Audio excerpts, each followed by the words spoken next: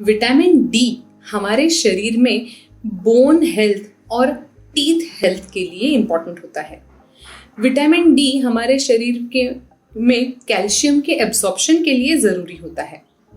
अगर किसी को विटामिन डी की डेफिशिएंसी हो, इनसफिशिएंसी हो, तो उन्हें इस दवा का इंडिकेशन दिया जा सकता है। यूजुअली ये 60,000 इंटरनेशनल यूनिट्स से प्रिस्क्राइब की जाती है, लेकिन अगर आपकी डेफिशिएंसी बहुत सिवियर है तो आपको स्ट्रॉन्गर डोज भी सजेस्ट किया जा सकता है।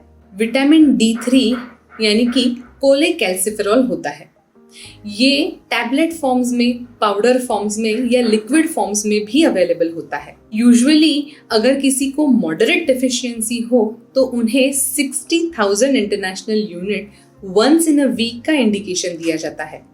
लेकिन अगर किसी की डेफिशिएंसी बहुत ज़्यादा सिवियर हो, बहुत ही ज़्यादा इनसफिशिएंसी हो, तो उन्हें 1 लाख इंटरनेशनल यूनिट्स का सुझाव भी दिया जा सकता है। एक स्टैंडर्ड ड्यूरेशन होता है 3 महीनों का, लेकिन आपकी डेफिशिएंसी के अनुसार आपके डॉक्टर इसे ज़्यादा या कम समय तक लेने का सुझाव दे सकते हैं। अगर किसी को विटामिन डी की डेफिशिएंसी हो तो उनके बोन्स में बहुत ज़्यादा दर्द हो सकता है। विटामिन डी हमारे शरीर में इम्यूनिटी के लिए भी इम्पॉर्टेंट होता है, इसीलिए विटामिन डी की डेफिशिएंसी में लो इम्यूनिटी, बार बार इन्फेक्शंस होना, बार बार बीमारियां होना भी काफ़ी कॉमनली देखा जाता है। अगर आपको विटामिन डी के किसी भी सप्लीमेंट का सुझाव दिया गया हो तो इस वीडियो के डिस्क्रिप्शन में जाएं और सबसे अच्छे, सबसे जेन्युइन ब्रांड को परचेज करने की लिंक पाएं। लिंक पे क्लिक करते ही आप अपने घर पे बैठे ही इस दवा के, इस सप्लीमेंट के बेस्ट फॉर्म को परचेज कर सकते हैं। हो सके तो ये दवा आप दिन में लें, यानी कि सन जब तक है तब तक कंज्यूम करें। इससे विटामिन डी का एब्जॉर्प्शन बेटर होता है, शरीर में ज़्यादा अच्छी तरह से विटामिन डी मौजूद हो जाता है, अवेलेबल हो जाता है। विटामिन डी की दवाइयों की वजह से यूजुअली कोई साइड इफ़ेक्ट्स नहीं दिखाई दिए गए हैं, लेकिन कुछ लोगों में हल्की सी एसिडिटी होना, हल्का सा नौशिया होना और मुंह में एक मेटालिक टेस्ट आना, ऐसा देखा गया है। अगर आप विटामिन D3 की कैप्सूल कंज्यूम कर रहे हैं तो अल्कोहल को पूरी तरह से अवॉइड करें।